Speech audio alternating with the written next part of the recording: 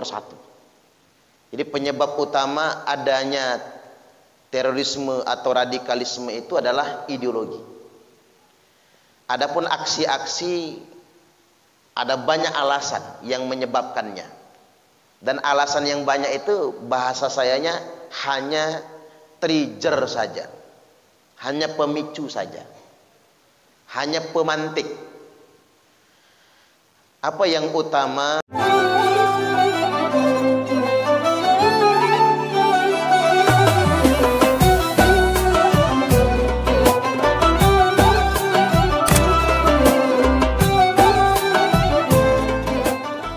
Agama dulu. Nabi sallallahu alaihi wasallam telah mensinyalir sejak awal kelompok ini memang ada gitu. Jadi kita itu tidak boleh mencari alasan yang menegaskan kelompok ini nggak ada. Itu cuman isu yang dihembuskan Amerika. Jangan. Itu namanya kita sedang menipu diri kita sendiri, menipu umat Islam itu sendiri. Khawarij pertama dalam Islam itu namanya Dzul Khuwaisirah. Ini yang pertama, Bapak Ibu. Dan selalu bahasanya itu krisis kepercayaan kepada pemimpin. Nabi sedang membagi ghanimah, harta rampasan perang. Berdirilah seorang laki-laki yang jidatnya cekung. Tapi style yang lainnya tidak perlu saya gambarkan. Nanti bapak-bapak salah sangka nantinya. Nah, belakangan aja style lain. Saya nggak enak, takut orang salah paham. Jadi laki-laki ini langsung menginterupsi Nabi. Ya Muhammad i'dil. Wahai Muhammad, adillah. Bahkan dalam keterangan yang lain dia mengatakan, wahai Muhammad, takutlah engkau kepada Allah dan berbuat adillah. Ini keren ya Pak. Berani sangat nih orang. Kira-kira kalau kita berani nggak Pak menginterupsi Nabi kayak gitu? Kalau saya nggak berani lah kalau saya. Ya Nabi langsung bereaksi kan? Apa kata Nabi? Saya adalah manusia yang paling bertakwa, kata Nabi. Saya adalah manusia yang paling adil. Kalau saya nggak takwa gimana kalian gitu? Kalau saya nggak adil bagaimana kalian? Coba kita lihat Pak. Bahasa yang sama digunakan oleh para teroris zaman sekarang kan? Mengapa mereka jadi teroris? Karena pemerintah nggak adil. Macam-macam. Bahasa yang sama digunakan. Nah kebayang oleh kita kalau presiden pemerintah zaman sekarang kan manusia biasa. Nabi aja mereka nggak percaya. Dengan alasan tidak adil. Orang ini nggak minta maaf nggak, dia langsung balik badan, dia pergi. Kata Khalid bin Walid, ya komandan tempur ini Pak. Kalau sekarang ini minimal pangkat dia tuh kalau nggak panglima TNI, Kapolri itu. Kata Khalid bin Walid, izin ya Rasul, aku tebas leher orang itu. Kalau bahasa kitanya sekali sabet selesai itu orang. Kata Nabi, da'hu, tinggalkan dia, nggak apa-apa. Karena kalau engkau membunuhnya, orang luar akan menfitnah Muhammad telah membunuh sahabatnya sendiri. Tapi ya di mulut saja dia beriman ya Rasul. Buktinya dia begitu. Sabar, kata Nabi. Orang ini baru satu sekarang. Nanti dia akan jadi sekelompok orang. Setelah aku nggak ada, baru kalian wajib memerangi mereka. Jadi perang kepada Khawarij ini diwajibkan setelah wafatnya Nabi sallallahu alaihi wasallam. Nabi mewajibkannya untuk berperang melawan Khawarij setelah nanti beliau tiada. Artinya hari itu cuma dikasih tahu embrionya saja Pak, bibit satu orangnya. Nah orang ini enggak satu nanti. Jadi sudah ada pendahuluannya agar para sahabat itu siap menghadapi mereka semua. Nah ini ideologi. Jadi bukan alasan krisis kepemimpinan, bukan alasan ekonomi dan lain sebagainya. Ini ideologi. Ideologinya apa? Kalau bahasa sederhananya, karena dia merasa dirinya paling benar sendiri. Ini pangkal sebetulnya. Maka siapapun bisa jadi radikal, Pak, kalau dia merasa paling benar sendiri. Orang NU saja, NU ini kan yang paling lembut tuh, paling pandai mengkompromikan keberagamaan, kenegaraan dan kebangsaan. Tapi orang NU juga kalau terlalu fanatik, ya bisa jadi radikal, bisa. Karena merasa diri paling benar. Apalagi lebih dari itu, kelompok-kelompok yang memang udah dasarnya keras. Allah Subhanahu wa taala berfirman, a'udzubillahi minasyaitonir rajim. Fala tuzakku anfusakum huwa a'lamu bimanittaqa. Janganlah kalian merasa suci dengan diri kalian sendiri. Dialah Allah yang paling tahu siapa yang benar-benar bertakwa. Pokoknya sederhananya begini, orang yang selalu merasa lebih baik dari orang lain, itu bibit, Pak. Bibit radikalisme. Selip dikit jadi teroris dia, jangan macam-macam.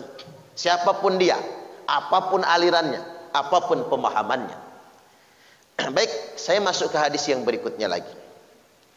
Nabi bersabda, sayakhruju qaumun fi akhiriz zaman. Akan keluar sekelompok orang di akhir zaman. Berarti mengacu kepada akhir zaman tuh kemungkinan besar mengacu ke zaman kita kan? Walaupun di sana huruf sin yang menunjukkan zaman dekat. Artinya begini, dari zaman pasca wafat Nabi sampai ke akhir zaman nggak berhenti berarti, Pak. Karena di situ ada huruf sin menunjukkan waktu dekat. Tetapi ada kalimat akhir zaman, berarti nyambung dia. Dari zaman sahabat sampai ke akhir zaman, ada terus. Nah, saya menyederhanakannya begitu. Akan keluar sekelompok orang di akhir zaman, bentar lagi ila akhir zaman, sampai ke akhir zaman. Al-ahdatul asnan, usia mereka masih muda-muda, semangatnya membara. Mungkin bahasa lainnya begini, Pak, berani-berani, semangat membara, jihad, berani mati. Saya lihat mereka tuh berani-berani, Pak. Kalau penakut nggak bisa lah jadi teroris. Harus yang berani itu. Minimal mereka itu kalau masuk militer jadi Kopassus lah minimal itu. Mentalnya tadi itu. Ahdathul asnan, usianya muda-muda. Sufahaul ahlam. Namun sayang, kata Nabi, otak mereka rusak. Nah, ini kuncinya di situ, Pak. Jadi tadi pertama keyakinan yang salah, merasa paling suci pangkalnya. Yang kedua sufaha, jadi sufahaul ahlam, otak mereka rusak. Makanya sebetulnya orang yang sudah terpapar ideologi khawarij itu paling susah direhabilitasi. Paling susah itu, Pak. Sama kayak orang kecanduan narkoba. Ecak-ecak tobat bisa kumat lagi itu. Karena orang kecanduan narkoba begitu. Tobat dia masuk penjara, ngomong tobat, habis itu kumat lagi tuh dia pakai lagi. Sama dengan begini. Karena mengapa? Yang dirusak begini nih, otak yang dirusak.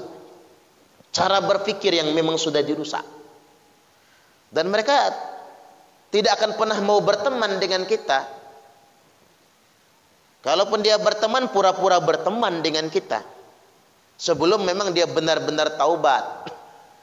Kayak contoh siapa itu? Ali Imran ya. Ali Imran itu kan sebenarnya pidana mati apa seumur hidup itu? Mati dulu seumur hidup. Cuman kalau memang dia benar-benar taubat gitu, ya mudah-mudahan dapat gerasi lah. Dapat pengampunan gitu. Terus syukur alhamdulillah kan. Dan banyak yang taubat itu, yang taubat tuh banyak. Bahkan saya sedang membangun komunikasi dengan yang taubat-taubat itu, Pak. Bahkan kata saya, yuk kita jihad beneran yuk. Bedah rumah gitu. Bagiin sembako gitu. Sama fakir miskin. Ini jihad yang konkret kata saya. Jangan jihad yang begitu. Saya lanjutkan hadisnya. Otak mereka rusak. Cara berpikir yang salah. Kalau dalam bahasa sekarang itu apa, Pak? Brainwashing. Udah kecuci otaknya. Kemudian yang berikutnya, yaquluna min qawli khairil bariyah. Mereka menipu kita. Mereka selalu berbicara mengatasnamakan pembicaraan khairul bariyah. Khairul bariyah itu sebutan atas Nabi kan. Kalau ngomong itu Quran Sunnah aja pokoknya. Udah kayak bener aja dia. Padahal Quran Sunnah yang ditafsirkan menurut nafsu mereka. Selanjutnya la yujawizu imanahum hanajirahum. Iman mereka itu tidak pernah melampaui kerongkongan mereka. Mulutnya aja teriak iman itu. Bahasa Nabi begitu, Pak. Enggak ada di dalam hatinya. Yaquluna bi alsinatihim ma laisa fi qulubihim. Berkata dengan lisan mereka apa yang tidak ada di dalam hati mereka. Selanjutnya yamrukuna minad dini kama yamruku sahmu minar ramiyah.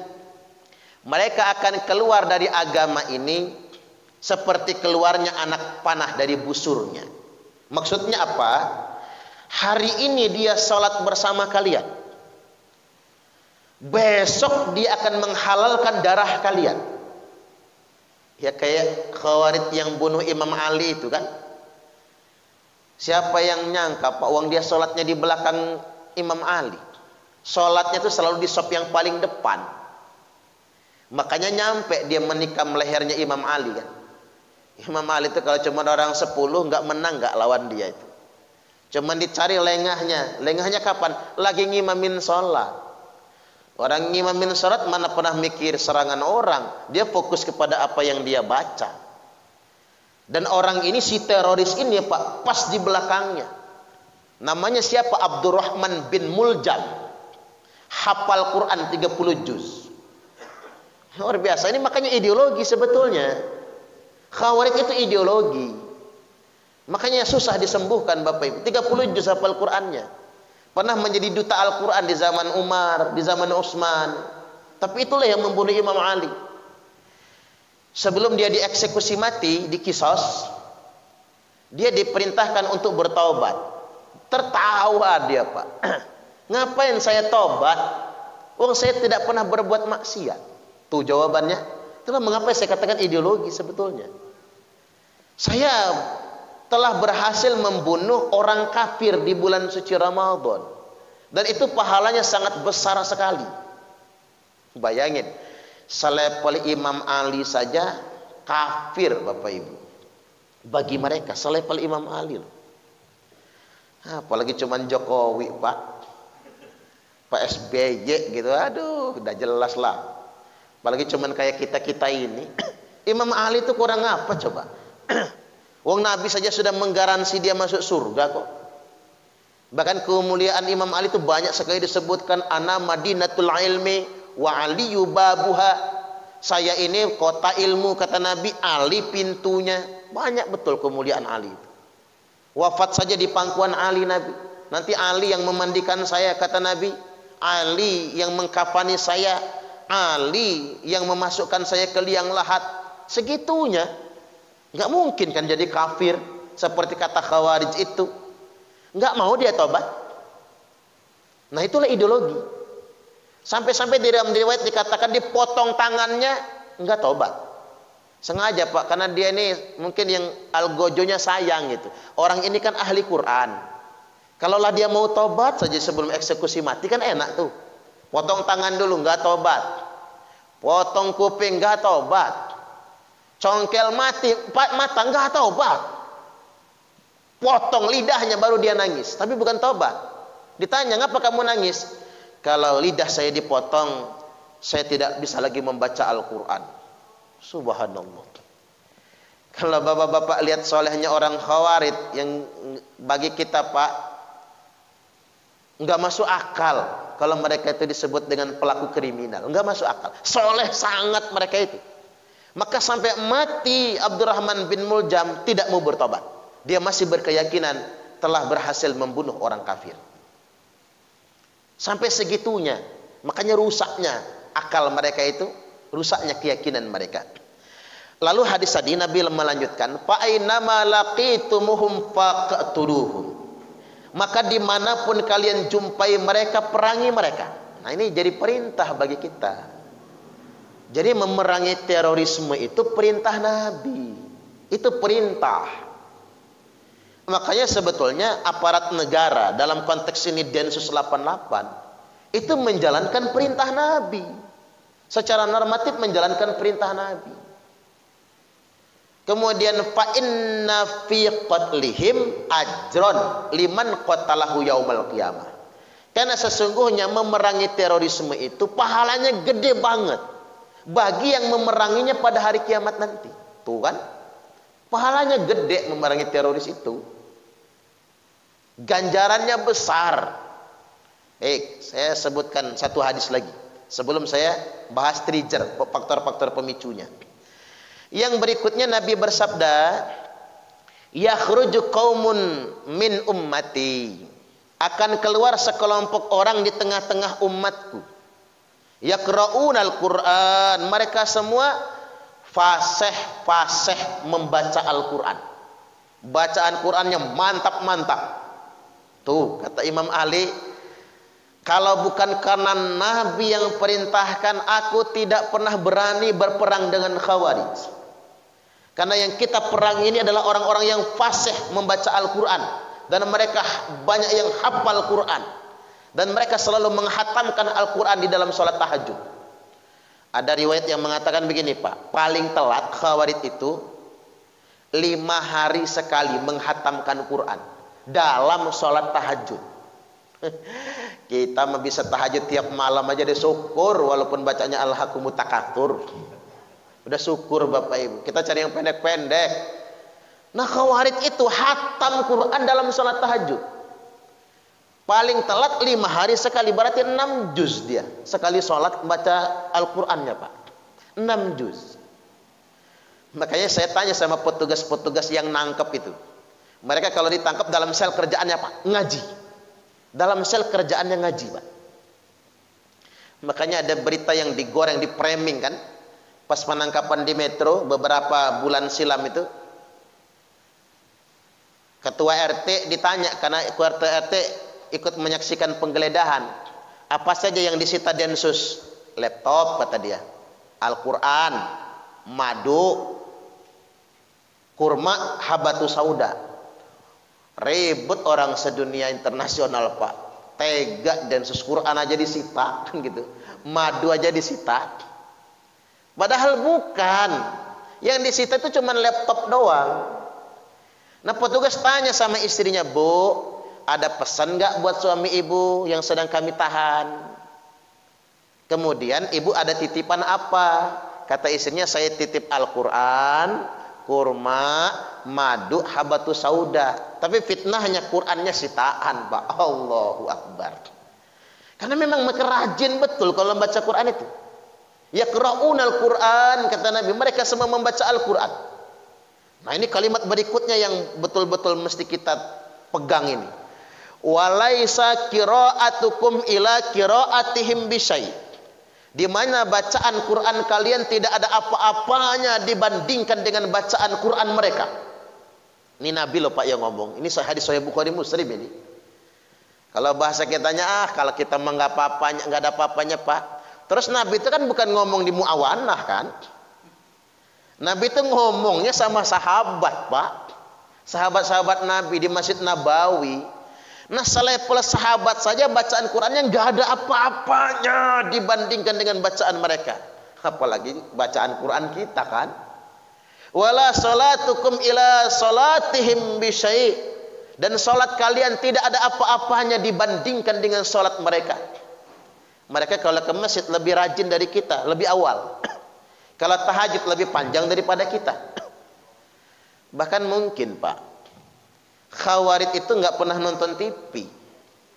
Kalau kita masih lah sinetron, ibu-ibu apa Suara Hati Istri misalnya ya. Bapak-bapak nonton apa? Kian Santang misalnya kan. Masih kalau kita ini, kalau mereka tuh haram TV.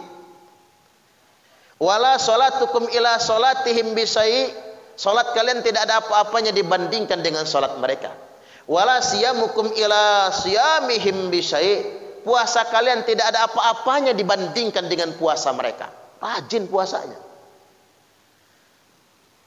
Salat kita, salat mereka lebih rajin. Bahkan begini, dalam kalimat yang lain, tapi bukan di hadis yang sama ya, tapi di hadis yang lain. Yahkiru ahadukum amalahum min amalihim. seorang di antara kalian minder, sampai minder kata Nabi, kalau membandingkan amalnya dengan amal mereka. Kalian sampai minder kata Nabi kalau membandingkan amalnya dengan amalan mereka. Namun penyakit mereka apa? Wa yaqtuluna ahlal Islam kata Nabi. Mereka akan menghalalkan darah orang-orang Islam. Ya kayak di Indonesia ini kan mayoritas Islam, Pak. Tapi apa kata mereka?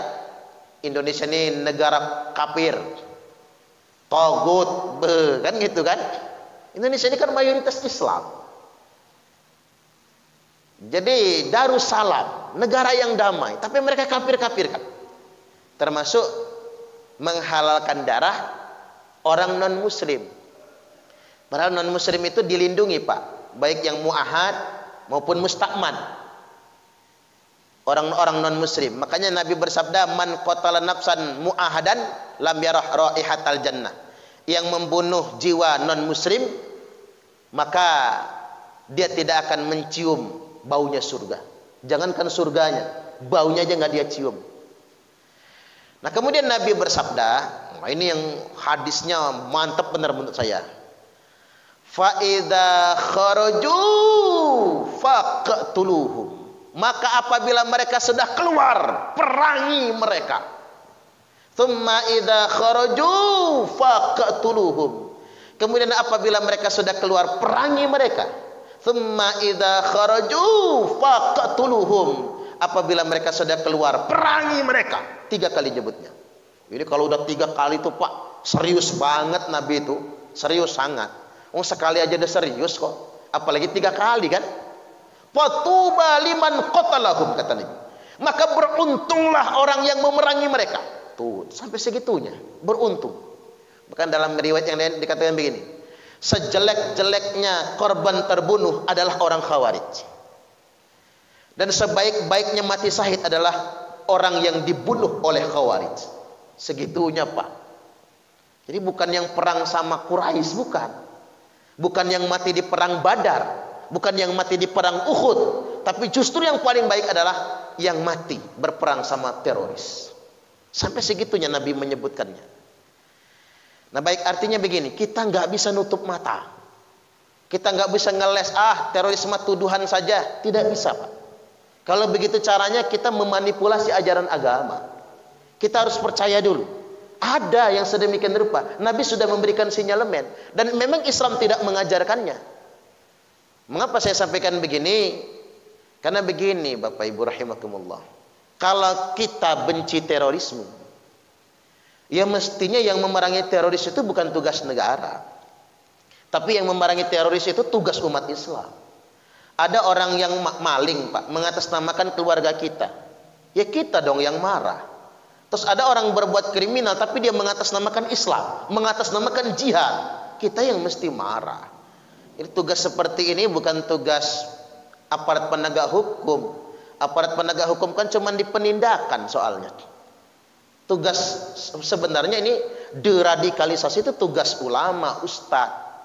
Makanya saya pengennya semua kiai, semua ustadz itu bersuara lah. Katakan Khawarij itu memang ada. Dalilnya nggak kurang-kurang ratusan hadisnya, banyak sekali. Nabi sudah sampaikan itu. Jangan sampai umat ini terpapar. Baik Bapak Ibu rahimakumullah, saya masuk ke triggernya dulu. Faktor pemicu. Apa faktor pemicunya? Banyak faktor pemicunya, Pak. Tapi jangan jadikan ini alasan utama. Hanya pemantik. Ibarat kita mau menyalakan rokok, ini bukan rokoknya, bukan yang ngudut, tapi hanya korek api gitu. Ya percuma ada korek api kalau rokoknya nggak ada juga kan. Artinya kita lihat faktor utamanya. Ini cuma trigger, pemicu saja. Yang utama seperti yang sudah saya sampaikan di awal. Nah pemicunya apa? Macam-macam pemicunya. 1, karena krisis kepercayaan kepada pemerintah. Itu bisa jadi pemicu, Pak. Enggak percaya dengan pemerintah, itu bisa jadi pemicu. Dari situ dia terekrut, karena saking bencinya dia dengan pemerintah. Makanya saya sarankan Bapak Ibu, walaupun enggak milih Jokowi, jangan terlalu benci sama Jokowi. Nanti bisa kerekrut kelompok itu. Dan pemerintah itu memang nggak ada yang sempurna. Sejak zaman dahulu juga begitu. Studi kasusnya apa? Terbunuhnya Utsman itu karena nggak percaya. Khalifah Utsman itu menjabat 12 tahun Bapak Ibu. 10 tahun aman. Setelah 10 tahun muncul masalah. Makanya sering saya sampaikan, berkuasa sebaiknya tidak lebih dari 10 tahun. Karena kalau lebih dari 10 tahun itu beresiko, Pak, penyimpangan, kezaliman yang dia buat sendiri nantinya. Khawatir begitu. Atau setidak-tidaknya dia tidak zalim, tapi fitnah merajalela. Itulah mengapa kita belajar dari Pak Proklamator Presiden Soekarno. Setelah ditetapkan menjadi presiden seumur hidup, beliau jatuh. Pak Soeharto karena kelamaan 32 tahun. Jatuh juga beliau. Berarti nggak lama-lama. Jadi presiden itu 10 tahun saja. Tapi jangan terlalu singkat kayak Gus Dur, Pak. Itu juga jangan, kesingkatan itu. Jadi nggak boleh lagi sistem presidensial ini seolah-olah presiden bisa diturunkan kapan saja. Ya remek negara kita ini. Kalau begitu modelnya juga jangan. 10 tahun. Ya paling singkat 5 tahun lah. Kalau orang nggak puas lagi kan. Tapi paling lama 10 tahun. Nah, dan fitnahnya apa? Itu masih fitnahnya Utsman ini KKN. Korupsi, kolusi, nepotisme. Nggak tahu istilah zaman dulunya apa ya Pak ya. Alasannya mengapa? Kan Utsman ini kaya Pak. Zaman itu kalau penguasa kaya orang nggak percaya kan. Utsman ini kaya. Dan waliul balad, gubernur-gubernur itu rata-rata keluarga dia, rata-rata. Makanya orang ponis ini nepotisme ini. Padahal Khalifah Utsman nggak mungkin begitu. Mungkin dia ingin lebih efektif saja manajemen pemerintahannya. Dia cari yang loyal sama dia gitu maksudnya. Atau mungkin dia nggak kuasa atas tekanan keluarga dia. Kan Bani Umayyah itu mantan penguasa Mekah soalnya. Begitu dia sudah Islam Pak, tetap naruh di berkuasanya itu. Mantan jago-jago orde baru lah kata gitu ya. Begitu di orde reformasi tetap ingin berkuasa. Begitulah bentuknya. Nah mungkin Utsman nggak kuasa. Tapi namanya fitnah. Maka terbunuhlah Khalifah Utsman. Beliau itu ditusuk dadanya Pak, sedang mengerjakan sholat tahajud. Itu kan akibat krisis kepercayaan terhadap pemimpin. Sama terbunuhnya Imam Ali juga begitu. Karena krisis kepercayaan kepada pemimpin. Selevel Khalifah Utsman pun orang nggak percaya. Selevel Imam Ali pun orang nggak percaya. Apalagi selevel pemerintah biasa di zaman sekarang. Sudah pastilah pemerintah nggak sempurna. Ada kekurangan-kekurangan mereka dalam memimpin. Nah, ini penyebab, trigger saja, faktor pemicu. Kemudian yang berikutnya, faktor pemicu yang selanjutnya adalah tidak setuju dengan konsep bernegara. Dia ingin negaranya negara Islam, nggak mau negara kesatuan Republik Indonesia. Ya kayak contoh dulu kan, ingin negaranya negara komunis, maka muncul pemberontak PKI. Ada yang ingin negaranya negara Islam, maka muncul pemberontakan DITI. Padahal sebetulnya Islam sama sekali tidak mengajarkan format bernegara. Formatnya nggak diajarkan.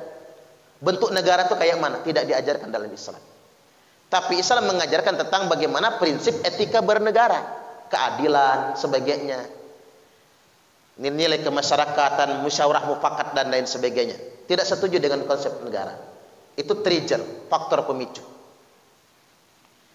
Karena begini Pak, nggak ada satupun sistem di muka bumi ini, negara manapun, yang oleh teroris itu mereka akui, nggak ada. Arab Saudi kerajaan, kan nggak ada tuh. Nggak ada satupun. Makanya mereka bikin organisasi namanya ISIS, Islamic State, Irak, Syria. Mereka deklarasikan. Maka kalau tidak salah itu ada 14.000 warga Indonesia yang bergabung ke ISIS dulu itu. Banyak Pak. Yang pulang-pulang dari sana itu jadi apa di negeri ini? Jangan-jangan mereka masih terpapar itu. Makanya kalau kata Habib Ali Zainal Abidin Al-Jufri, kalau ada yang mengajak kita mendirikan daulah, mengajak kita mendirikan khilafah, hati-hati, itu penipuan. Karena mereka tidak benar-benar mendirikan daulah atau khilafah. Yang mereka lakukan adalah kekacauan. Coba terima, Timur Tengah itu kekacauan. Dan saya ingin tegaskan jawabannya buat kita ini. Tidak ada satupun perintahnya dalam Al-Quran dan hadis menegakkan khilafah atau mendirikan daulah Islamiyah. Tidak ada, Pak. Enak kita ngomongnya, tunjukkan perintahnya dalam Quran dan hadis. Mereka ngeles lagi sama saya, Ustadz, emang nggak ada perintahnya menegakkan khilafah, tapi kan nggak ada larangannya juga. Nah ini, Pak, mereka ngelesnya tidak ada larangan kan? Cara ngejawabnya bagaimana? Kalau Anda ingin menegakkan khilafah, kata saya, maka sama saja Anda ingin membubarkan negara Anda sendiri. Kalau Anda ingin membubarkan negara Anda sendiri, maka Anda akan membuat kekacauan di negara ini. Itu yang jadi larangan. Apa jadinya kita? Dan saya sangat khawatir di poin ini, Pak. Orang nggak setuju dengan konsep bernegara, negara kesatuan Republik Indonesia. Mengapa? Karena banyak, apalagi di Lampung. Bahkan mereka itu mendirikan kampung-kampung, Bapak Ibu, namanya kampung khilafah. Mereka itu di masjid begini terang-terangan ngomong, Pak, kami tidak mengakui negara kesatuan Republik Indonesia. Negara kami negara khilafah. Bayangkan, mereka sama sekali tidak bisa ditangkap. Dengan pasal apa nangkepnya, Pak? Nggak ada undang-undangnya. Tapi terang-terangan, kemarin pas 17 Agustus mereka kibarkan bendera hitam. Nggak mau pakai bendera merah putih. Kibarkan bendera kelompok mereka. Hormat bendera haram, Pancasila togut. Dan mereka tuh terang-terangan. Di mana di Bandar Lampung bapak-bapak keliling. Banyak betul pelang-pelang mereka kan? Pasang pelang mereka. Nggak usah susah-susah. Tanya mereka, Mas, gimana negara Indonesia ini? Kafir, togut, kata dia. Negara kami negara khilafah. Terus saya nanya sama petugas, kok nggak bisa ditangkap, Pak? Nggak ada undang-undangnya, Ustaz. Nggak ada undang-undangnya. Kalau PKI enak, Pak. Sudah ada TAP MPR, sudah ada undang-undangnya. PKI itu bukan cuman partainya dilarang di Indonesia ini. Ajaran komunisme, marxisme, leninisme sudah dilarang. Jadi ada saja yang mengajarkan tentang ajaran PKI, bisa kita tangkap. Walaupun mulutnya nggak mengatakan anti NKRI, bisa kita tangkap, bisa dilaporkan. Tapi kalau yang mengajarkan nggak ngakui NKRI, negara yang dipakainya negara khilafah, itu nggak bisa ditangkap. Makanya saya setuju banget ke depannya kalau ada aturan, semua kelompok, aliran dan paham yang tidak mengakui NKRI, menolak Pancasila sebagai ideologi negara dan lain-lain, bisa dipidanakan. Setuju banget saya itu, Pak. Karena ini kalau banyak apa jadinya? Saya pernah ceramah di masjid begini, Pak. Sudah ditungguin selesai ceramah. Ini saya sama Zaruni ini, salat kata saya berdiri di belakang saya. Karena sudah ada indikasi mereka akan nyerang saya. Jadi nggak khusyuk lagi dia salat, Pak. Saya ngebayangin kalau mereka banyak kayak mana. Minggu depan pengajian saya bawa banser, Pak. Pokoknya kata saya semua yang mau nyerang saya itu pelototin, kata saya. Ya saya dipelototin sampai mendelik loh, Pak. Saya diam saja. Ya nggak mungkin kan saya balas melotot. Saya bukan preman soalnya. Dia melotot, saya nunduk.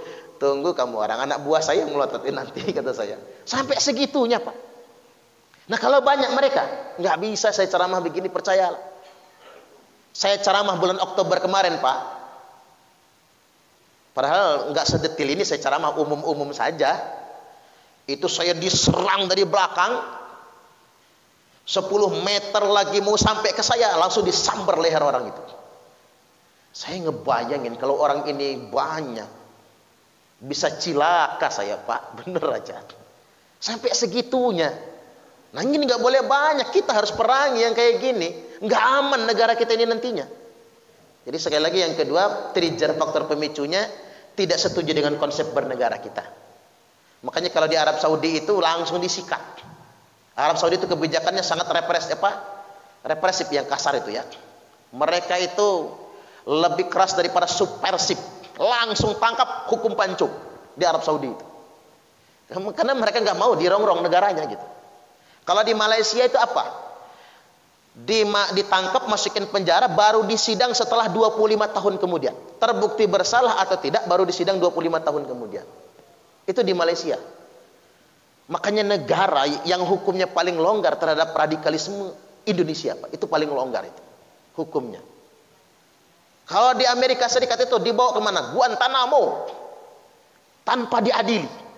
Indonesia lah, dikit-dikit HAM kalau Indonesia ini kan. Sampai segitunya. Kemudian yang ketiga, faktor pemicunya apa? Karena kemiskinan, Bapak Ibu. Faktor pemicunya karena kemiskinan, Pak. Sederhana contoh, saya nanya dengan narapidana terorisme, ngapa Mas bisa ikut ke jadi JI, kata saya. Awal muasalnya Ustadz, saya ngutang ke tetangga nggak dikasih, padahal saya nggak punya beras, tuh kan Pak. Dia kecewa sekali. Apa ini yang disebut dengan Islam, kata dia. Apakah ini yang disebut dengan Islam? Alangkah pelitnya orang Islam ini. Begitu loh Pak. Muncul kekesalan yang memuncak, rasa kecewa yang sangat, ke orang Islam pelit-pelit. Saya nggak kebeli beras, mau ngutang, nggak dikasih. Ya, ini kan faktor pemicu, bukan faktor utama tapi hanya pemicu saja. Ya salahnya dia ngutang sama orang pelit, gitu ya. Coba ngutangnya sama Pak Kiai dan Nawawi, malah dikasih malahan. Ini bahaya Bapak Ibu. Nah jadi sedemikian rupa faktor ekonomi. Nah ketiban yang ngutangin temen dia yang radikal Pak. Tuh makanya kamu jangan temenan sama orang-orang itu. Nggak ada gunanya kamu temenan aja sama saya nih. Butuh uang berapa? Nih gopek, kasih gopek. Dia mulai merasa terharu Pak. Begitu mau dipulangin, udah nggak apa-apa, nggak usah dipulangin. Kamu nggak punya kerjaan, yuk kerja ikut saya. Nah ini Pak faktor pemicunya itu, latar belakangnya. Walaupun saya tidak sepenuhnya setuju terorisme muncul karena ketidaksejahteraan, faktor kesejahteraan. Bukan, itu cuma trigger saja, hanya faktor pemicu. Ya kalau orang maling karena nggak sejahtera masuk akal analisisnya. Kalau orang begal, ya kayak Jabung itu Pak. Seandainya mereka tuh kaya-kaya semua, punya usaha, pekerjaan bagus semua, sekolah semua, mondok semua juga, ya nggak mungkin terjadi itu. Bisa saya sebutkan sedemikian rupa. Tapi kalau terorisme tidak. Itu hanya trigger, faktor pemicu saja. Bahkan begini, kalau yang gabung di JI itu Pak, rata-rata orang kaya. Kaya raya. Yang ditangkap kemarin di Metro itu, kalah rumah kita. Mewah sangat rumahnya. Dan saya pelajari rata-rata, kalau yang gabungnya di JI itu kaya-kaya. Tapi kalau yang gabungnya di JAD, Jamaah Ansarud Daulah, melarat-melarat Bapak Ibu. Makanya kalau JAD itu subuhnya pendek, mudah marah. Makanya yang ngejar saya waktu itu Pak, pas saya lagi ceramah itu, dia gabungnya di JAD. Makanya dia sumbu pendek. Kalau JI itu enggak, keren-keren. Mobilnya bagus-bagus, kalah lah mobil kita. Makanya istilah aparat apa? Kalau JI itu bintang 5. Tapi kalau JAD itu kaki 5 katanya Pak. Itu istilahnya sampai sedemikian rupa. Coba, JI itu afiliasinya kan Al-Qaeda. Tapi kalau JAD kan ISIS. Orang-orang yang otaknya pendek, sumbunya pendek. Tapi kalau JI ke Al-Qaeda, Usama bin Laden itu kaya raya. Salah satu keluarga bin Laden itu kan banyak saham di Arab Saudi sana. Kaya raya. Mereka jadi kan bukan faktor kesejahteraan.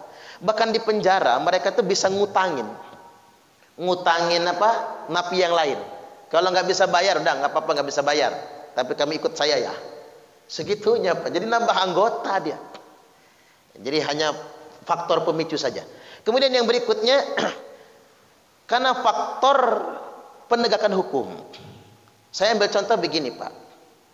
Yang saya tanya, ngapa Mas jadi gabung ke organisasi radikal? Gini Ustadz, kata dia. Saya nonton TV, Gayus Tambunan, korupsi segitu banyak, di penjaranya nggak lama, terus bisa jalan-jalan, kata dia. Ketiban tetangga saya cuman maling ayam, dihakimi masa mati. Keluarganya dikucilkan. Tapi benar Pak, saya mendatangi rumah orang itu yang keluarganya digebukin masa bapaknya gara-gara maling ayam. Istrinya sampai sekarang malu keluar rumah. 2 anaknya stres semua karena digebukin bapaknya di depan matanya sendiri. Tolong bapakku, tolong bapakku. Orang nggak peduli Pak. Batu dipukulkan ke kepalanya. Hanya maling ayam. Saya sampai datang ke rumahnya itu nangis saya ngelihat anaknya ongok-ongok semua. Ngapa Bu? Iya Ustadz, karena di depan mata mereka bapaknya digebukin sampai gitu. Itulah bahayanya main hakim sendiri ya Pak. korbannya terlalu panjang, cuman ayam loh yang dia maling itu. Makanya bapak-bapak, saya menghukumi, ngambil fatwa ulama, begal yang mati dibunuh massa, semua massa yang di situ dikenakan hukum membunuh. Dosa sama dengan membunuh. Makanya kalau ada begal dipukulin massa, bapak ibu, kalau nggak bisa mencegahnya, pulang, jangan hadir di situ. Karena yang menyaksikan di sana dosanya sama dengan yang melakukannya. Bukan solusi loh, main hakim sendiri itu. Nggak boleh yang kayak gitu itu. Apa bedanya kita sama iblis? Iblis kan menginginkan mati, orang mati dalam keadaan maksiat. Bahkan saya pernah ngelihat itu begal itu, ampun ya Allah, ampun ya Allah. Subhanallah Pak, masih aja dipukul pakai batu sampai otaknya keluar. Na'udzubillah. Nah dia melihat ketidakadilan itu. Di mana negara? Makanya begini, pejabat-pejabat yang korup itu bisa menjadi pemicu banyaknya teroris. Betul itu, iya. Tapi itu bukan faktor utama, pemicu, pemantik saja. Ketidaksejahteraan kan gitu ya. Kemudian pejabat yang korup, penegakan hukum yang tidak jelas, itu bisa menjadi faktor pemicu adanya terorisme dan lain sebagainya. Baik, kemudian yang berikutnya, satu yang terakhir ini. Karena cuci otak. Ya, jelas semuanya korban cuci otak. Kemarin seperti yang saya sampaikan di sebelumnya ya Pak, di Masjid Al-Hidayah, saya ketemu dengan ex-napi terorisme yang kasus Pak I di Prengsewu, perampokan bank ya di Prengsewu itu. Coba Pak, Bapak ceritakan, kata saya, gimana kronologinya itu. Saya ini bertahap Ustaz, berjenjang, kata dia. Mula-mula keluarga saya itu NU. Terus saya sekolah di Muhammadiyah. Lalu saya mengenal kata bid'ah, kata dia. Kunut bid'ah, usoli bid'ah, mulai bid'ah. Habis itu ada yang ngasih saya bukunya Hasan Persis. Lebih keras lagi kan? Keras sangat itu Persis kan? Mulai saya tambah keras cara berpikir. Sering konflik sama keluarga. Terus masuk Jaula, kata dia, belum puas juga saya. Kemudian dia masuk ke PKS. Ikhwanul Muslimin dulu Pak. Zaman kan Ikhwanul Muslimin. Nah sering nonton video kekerasan Palestina, Chechnya, Bosnia. Nah di situ saya langsung terbakar, kata dia. Langsung giroh terbakar. Muncul jiwa heroisme, pokoknya saya akan membela. Enggak tunggu besok lagi, saya harus bela saudara saya di Palestina. Saya harus bela saudara saya di Chechnya atas kezaliman. Berani mati dia. Pokoknya saya harus berangkat ke sana, berperang melawan Yahudi. Nah, nonton-nonton begitu. Padahal sebetulnya video itu dipertontonkan, itu ada mentornya. Mentornya sengaja mempertontonkan video itu untuk memancing emosi peserta. Peserta yang sudah emosi, girohnya naik, itu baru dimanipulasi. Untuk tujuan apa? Agar peserta ini bisa menjadi pendukung fanatik partai yang mereka sedang tawarkan. Karena partai kamilah yang membela Chechnya, Bosnia, Palestina. Ujung-ujungnya begitu Pak. Makanya tadi mempertontonkan video kekerasan secara tidak bijak dan proporsional itu bahaya. Cegah anak-anak kita menontonnya. Cegah sekali. Sederhana saja Bapak Ibu, saudara kita jadi begal. Kayak terjadi Lampung Tengah itu kan. Sama masa dilindas pakai mobil Pak. Nah videonya viral, sampailah kepada keluarga tersangka. Ngelihat saudaranya digilas pakai mobil, nggak tahan Pak. Satu kampung keluar semua nyerang ke sana. Ditanya polisi, ngapa sampai begitu? Ya kalau dimatiin saja nggak apa-apalah, udah resiko dia ngebegal, kata keluarganya. Cuman kalau disiksa dia sampai nangis minta ampun ya Allah, minta ampun ya Allah, masih dilindas pakai mobil saja. Ya sudahlah, mati-mati aja sekalian kita semua. Tuh kan Pak. Ya udah jelas-jelas salah tuh begal kan. Artinya hati-hati dengan video kekerasan. Jangan sampai disebarkan. Karena itu orang bisa salah nantinya. Sampai segitunya. Jadi sering ditontonkan, dimanipulasi. Nah kata dia merasa ditipu, sudah girohnya naik kok cuma jadi pendukung partai. Pemilu suruh milih caleg, kata dia. Calegnya jadi anggota dewan kaya sendiri, lupa sama kami. Nggak jihad di partai ini, kata dia. Barulah dia direkrut oleh JI, Jamaah Islamiyah. Nah itulah sebabnya Pak. Panjang latihan militer kata dia. Bahkan mereka tuh latihan militer, latihan berenang di tempat latihan renang Angkatan Laut Lanal Surabaya. Di tempat TNI loh Pak. Mereka latihan nembak di lapangan tembok Brimob Kelapa II. Polisi nggak tahu kalau itu teroris, bayangin aja. Mereka latihan militer di Malang, nyewa bis polisi. Bayangin tuh Pak, nyewa bis polisi. Ketika ditanya ngapa mereka pakai fasilitas militer, kata dia tempat yang paling aman adalah di tempat yang paling berbahaya. Itu teori mereka. Oh, hebat mereka ini Pak. Tempat yang paling aman adalah tempat yang paling berbahaya. Segitunya. Lalu dia ikut latihan militer yang di Bima, digerebek polisi, dia lolos. Temannya 3 mati. Dia lari nyumput di Jakarta, pulang lagi ke Lampung, baru ditawarkan pekerjaan FAI, ngerampok bank di Plengsewu. Pasca merampok bank dia tertangkap.